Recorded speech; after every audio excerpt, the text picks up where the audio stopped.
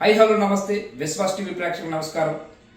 అనకాపల్లి జిల్లా ఎంపీ అభ్యర్థిగా, అనకాపల్లి పార్లమెంటు నియోజకవర్గ ఎంపీ అభ్యర్థిగా ఇంతకు ముందే జనసేన, టీడీపీ, బీజేపీ ఉమ్మడి అభ్యర్థిగా నియమించడం జరిగింది సీఎం రమేష్ని.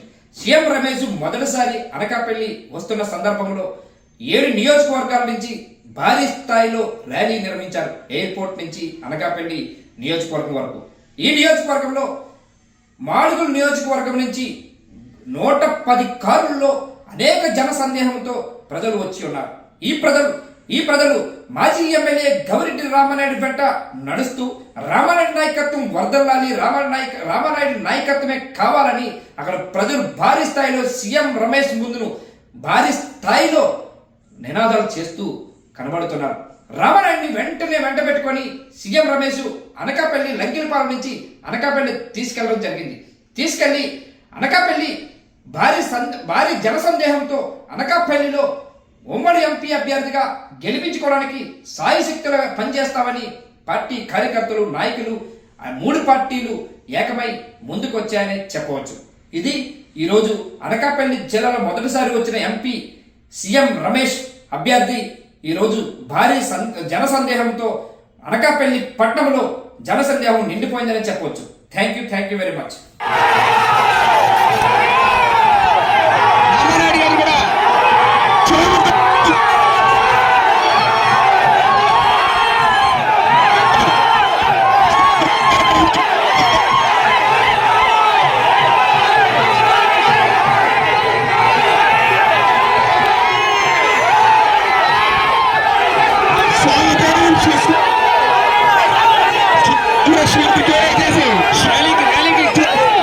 అనకాపల్లి వరకు వెళ్ళాలి కాబట్టి తొందరగా క్లీన్ చేయాల్సిన కోరుతున్నాను. దయచేసి ఖాళీ చేయండి.